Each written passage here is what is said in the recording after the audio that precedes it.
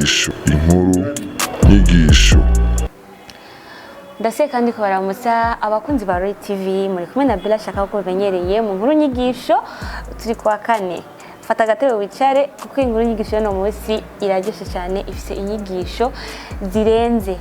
Ba mabukwe ba mayina nambari ba Demaya ba Belser, abasore mufata gatebe wicare, ino nkuru nyigisho ibafitiye inyigisho nini cyane. Ni Bella shaka kuri micro, inyuma ya kamera turi kumwe na Ismaoji abikora neza cyane, ati kare kandi muri Roy TV. Rero wowe utakora subscribe, kora subscribe kuri Roy TV channel ni Facebook, YouTube na Instagram, uronke amakuru ari updated igihe cyose. Turabakunda. Inkuru yacu rero munsi yerekeza kuba mabukwe, kuba Belser, kuba sore bashaka kurongora, mufata gatebe mwicare, yaza kubagirira ikimazi kinini cyane.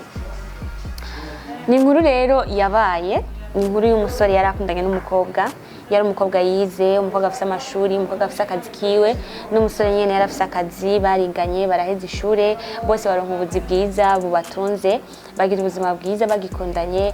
Rero bako bategura kuba boshinga ugwabo babane. Niho rero umusore yahamagara mama wiwe, aho mama we yarasanzwe aba mu cyaro, ariko umusore we yavuye ruguru aza kuba mu gisagara kugira ngo yubake ubuzima bwiwe. Amaze gushika mu gisagara, tumako umuvyeyi amwereka umukazana wiwe kugira ngo baze kurushinga, bamaze kumenyana no kumenyerana. Niho rero mama kushaza aho umusore we yaba. Ico gihe rero umukobwa yarakunda kuza bakamarana iminsi 2-3 n'umufiancé wiwe.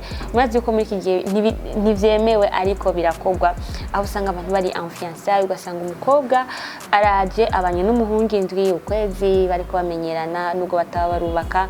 Ibi bihe turimwo, iyi si tugezemo, ivyo bintu birakogwa cyane, ntibibatangaze kuko ni ibintu vyabaye. Mabukwe yaramaze gushika, abona umukobwa ukuntu ameze. Yari umukobwa w'umunyamuji, navuga ko yari umustadine, yari umukobwa amenyereye ubuzima bwo mu gisagara, yari umukobwa navuga yuko ari civilize, navuga ni umustadine. Rero ukuntu yitwara, bari bafise ukuntu biyorganije ubuzima bwawe n'umusore, hageze gukora akazi ko mu nzu n'ibindi vyose, baratuma ko umukobwa bajya babone baza gukora, gakora umunsi akaca agenda kuryama gusa ntiyarara ngaho, bakaza bagakora isuku, bakaja gusuma, umukobwa akaja mu gikoni agateka, agategurira umusheri wiwe ivyo afungura. Niho rero mama amaze kubibona ntiyavyishimiye, aravuga ati ntago ari umugore woshira mu nzu, uyu mukobwa ntabereye kwitwa umugore w'umuntu, ushobora kugeraho ukora isuku ugatuma ko umuntu akaza kubikora. Motife ngo agiye ku kazi, motife ngo mugiye ku kazi kose, mwese oya. Umugore mwiza nuguma muhira agakora akazi kose, akitaho umugabo wiwe, akamesa, agateka, agakoropa, akoza amasahani. Uwo ni wo mugore ukwiriye. Atari ukuri wewe ndabona yarize amashure, ndiko ndamubona mbona yuko mutari bushobokane na rimwe, ariko umuhungu yarakunda cyane umukobwa, umukobwa nawe akunda cyane umuhungu by'ubusazi, kubyo umva yuko badashobora kurekurana kubera ico kintu kimwe.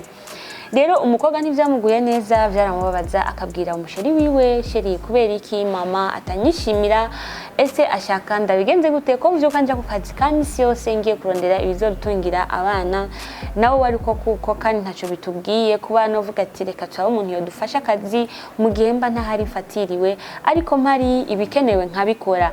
Mu vyukuri ari mu rugo ibikenewe yarabikora, yarateka, kuko nawe ntiyemera yuko umufiancé wiwe yofungura ivyo wundi muntu yatetse mu gihe nawe ahari. Ariko mabukwe yavuga ati nta mugore wo gukora, nta mugore wo kuja akazi kiwe ni muhira, ni kuvyara, kurera abana no gukora ibindi vyo mu rugo. Ariko umukobwa we yari afise bya vyumviro vyo kuzana nawe agafasha umugabo wiwe, namba ari kugura isosi, namba ari kugura agastoke, namba ari kwishura inzu. Yavuga ati umugabo wanje azokora kimwe nanje nkore ikindi. Rero nivyamworoheye ko mabukwe nigeze amwishimira na rimwe, agerageza kumwereka mu buryo bwose ko atamukeneye, ko abana n'umuhungu wiwe. Umugabo vyaramubabaza bikamuca intege cyane, ariko yumva yuko atashobora guheba umusheri wiwe uko vyoba bimeze kose. Niyo rero mabukwe yigira inama yo kuja ruguru aho yaraje ava, azanire umuhungu wiwe umukobwa amukwiriye bashobora kubana. Kuko yakomeje kubwira umuhungu we ati abakobwa bo mu gisagara ntabuzi, abo usanga atari n'isugi, usanga barakubaganye. Rero kujya mumaze kuba mukora ibintu mumaze kumenyerana bijya sivyo na gato, ahubwo nkwiye kuzanira umukobwa muzima atarakubagana, ataramenya umugabo numwe mu buzima bwiwe kugira ngo akubere umugore. Kubwiwe mama yabona yuko kwitwa umugore mwiza ari uko woba uri umukobwa utigeze umenya umuhungu numwe mu buzima bwawe kandi ukora akazi ko mu nzu kose neza. Ariko umuhungu we n'umukobwa kubera yuko bakundana bavuga ati ntacyo bitwaye nubwo byaba byarabaye ni nkuko nanje byabaye ndi umuhungu, ariko nibisanzwe gikuru nuko nkunda ukanyubaha maze tukaronderera ubuzima hamwe. Ese nawe uri umusore nivyo uraba cyane nawe uraba ati nkeneye umukobwa atarakubagana, atarabonye umuhungu numwe niwe azombera umugore mwiza. Muri kino gihe rero sinzi ko hariho abimvira uko, ariko iyi nkuru nyigisho yacu turayibandanya. Rero Mabukwe no kutajya ruguru azana umukobwa wa ruguru ataramenya umugabo n'umusi numwe, aramushikana. Amaze kumishikana abwira umuhungu we ati ubu ni umukobwa ukwiye kubana nawe hafi, azogutekera, azokumesurira, azokora vyose ukeneye. Umuhungu ntivyamuguye neza, ntivyamuryoheye, yavuze ati mama kweri kuko zibi uwo mukobwa ashaka kumukunda, nta nubwo ashaka kumwumvamo kuko urukundo mama ntiruhatirwa kandi urukundo rurivugira rukikora. Ku muhungu we yavuga ati uyu mukunzi wanje twakundanye imyaka yose kandi akaba ari umukobwa bavanye kure, ivyo umuhungu yaramaze gushikako uruhande 50% umukobwa yaramaze gushiramo uburyo butari buke bivanye n'ukuntu bakundana kandi bumvikana. Niho rero bimaze kugenda uko umukobwa bamaze kumuzana arishimira umuhungu wewe ko yavuga ati ndagose umugabo wazi yuko uri ruguru gatumba atakaje sokora, urindiriye gusa uburindiriye umuntu agukura muhira agutware uje kwitwa nyina w'abana, uje kwitwa umugore w'umuntu. Niko gaciro ko nyene uba usigaje. Bitandukanye cyane nabigeme bamaze gutahura kurondera ubuzima, bamaze gutahura kugira ico bazana nabo mu rugo, bagafashanya n'abagabo babo bakababera abafasha nkuko ijambo ry'Imana ryababatije iryo zina. Kwitwa rero umufasha ntabwo ari kwicara gusa, atariko birafise aho biba biriko birava, n'iryo zina utegezwa kuryubahiriza mu rugo uba urimwo. Niho rero bimaze kugenda uko umukobwa akomeza kwishira ku muhungu, ariko umuhungu aramwanka. Wa mufiance amaze kubibona ntivyamuryoheye na gato, yaciye abwira umuhungu ati je bisino bisabira ko nta kuntu twaba turi abantu babiri twitwa yuko dukeneye uko twobana, mama wawe yifuza ujya nawe wifuza jewe, ariko ntibiri bukunde, reka ndabaha umwanya kugira ngo mubandanye ivy'iwanyu, atari kumenye yuko ndagukunda n'umutima wanje wose. Niho rero bimaze kugenda uko umukobwa yaragiye ku kazi ka misi yose asiga umuhungu, ariko umuhungu ntigeze yishima, yarababaye gose. Hageze mu joro biranka ko aryama, aranywa inzoga nyinshi cyane, araboregwa, aratubwenge, aja mu mwanya wo kutikontrola. Niho amaze gutaha muhira, uyo mu fiancé wiwe yitwa Kadete amaze gushika muhira asanga wa mukobwa bamuzanira ariwe yitwa Nadia. Asanga Nadia ajamye mu ntebe, niho kuca afise iki buteye ya whisky ariko aranwa yaborewe cyane. Akibona Nadia we yamubonyemwo Kadete fiancé wiwe, atangura guhamagara Kadete, ndagukunda Kadete, ndagukunda Kadete, ntumpebe Kadete, ingo twibanire. Wa mukobwa Nadia hari mu ntebe, niho rero wa musore kuca amugwa ko Nadia mu mutwe yimva ko ari Kadete, aca amufata ku nguvu, barangura imibonano mpuzabitsina n'uyo mukobwa. Uyu mukobwa bwa mbere abikoze ariwe Nadia. Niho rero buke mu gitondo umusore yikanguye asanga yakoze ibara, aravye hasi abona amaraso, abona umukobwa aricurikiye, impuzu yambaye na maraso gusa, asanga yamukuye ubukumi bwiwe atari yabigambiriye. Yakomeje kwimvira impamvu yabikoze, asanga yakoze ikintu kibishe atari yumviye yuko yogikora, aca arahaguruka babaye cyane, niho kuca agenda. Haize indwi zibiri umukobwa atangura guciragura no kuvomisa, kumva umukobwa yatwaye inda y'umusore, ariko umusore abizi ko nta mukunda, yikundira Kadete fiancé wiwe. Niyo rero umusore amaze kubibona yuko ivyo vyabaye, ahamagara wa mukobwa, mama we acaraza mama w'umukobwa acaraza na nyina wa musore acaraza. Umusore aravuga ati mama nubwo nzanye umukobwa birashoboka yuko afise inda kandi ndayemera ko ari gwanje nje nabikoze ariko ntabwo ndi ready kubana bana nawe ntabwo ndi ready yuko no mutwara mumbabarire urukundo no kubana ntibisa sinigeze ndamukunda ni nka erere gusa nabona naguyemwo ariko ntabwo ndi ready kubana n'uyu mukobwa wanyu ahubwo ni mumufate mu mujane ndumva yuko sindi tayari na gato kubana nawe ngo ambere umugore wanje. Niho rero bimaze kugenda uko Cadette aravyumva bimugeraho araza kumurandera mu fiancé avuga ati uri umuhemu ni gutonkorera ibintu nkibi ukemera ugatenda undi muntu uzukunda gukunda uzinsezerano twahanye umenye yuko ivyo wakoze wamemukiye kandi sindafanda ko bari mu buzima bwanje bwose. Umungu yakomeje kwanka aravuga ati je ntabwo ndi tayari kubana n'umukobwa wanyu mama nivyo ni ushaka ko tubana ariko sindamukunda na gato kandi vyabaye ni erreur rero mumbabarire cyane ibikenewe nzomufasha nkuko yatwaye inda yanje umwana nzomufasha ndamwemera ariko ntabwo ndi ready kubana n'uyu mukobwa ko sinigeze ndamukunda n'isaha nimwe. Babonye yuko ntandi mahitamo imiryango yarasara ariko umungu aravyanka aravuga ati shaka kubana nawe ko sindamukunda eske ubana n'umuntu udakunda imvire nawe.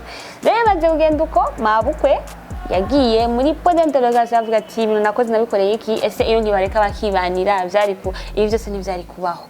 Rero bamabukwe mumva yuko ntibiba vyoroshe s'il vous plaît mureke abasore banyu bihitiremwe. Rero umukobwa amaze kumva umuhungu amajambo yavuze umuhungu agerageza gusaba ikigongwe Cadette fiancé wiwe. Cadette aravyemera ko Cadette yaramukunda aravuga ati nta kintu kimwe cyo tuma ntakubabarira kuko urukundo ndagukunda rungana n'imbabazi nshaka kukugirira mu buzima bwa misi yose. Acaremera basubiza hamwe baca bategura mariage nubwo mama atari yavyemeye vyahemutse byarangiye bibaye barabana Cadette na fiancé wiwe. Yari umunyamugi yarafise akazi yari umustadine yari umu intellectuel yari umukobwa ari active aza kubana n'umufiancé we bavanye kure bakomanye igihe kitari gito wawundi bamuzanira ngo ni bonne femme ngo ni material wife aba asubiye gatumba kurera umwana abatakaje ubukumi bwiwe agiye kwitwa female kandi n'umuhungu yarakeneye ntamutwaye bamama urumva yuko nk'uyo mukobwa yatwaye inda yiciwe ubuzima n'abavyeyi biwe yiciwe ubuzima na nyina uyo muhungu na mama we kandi amuvyara kuko nta kuntu ushobora kuza mu buzima bw'umuhungu ntiyigeze kurondera ngo akubwire ko agukunda ngo atife ngo abavyeyi nibo bakuzanye kuko amaso y'ubundi ntagushimira iki umugeni isho ni kintu cy'abarundi amaso y'ubundi ntagushimira umugeni.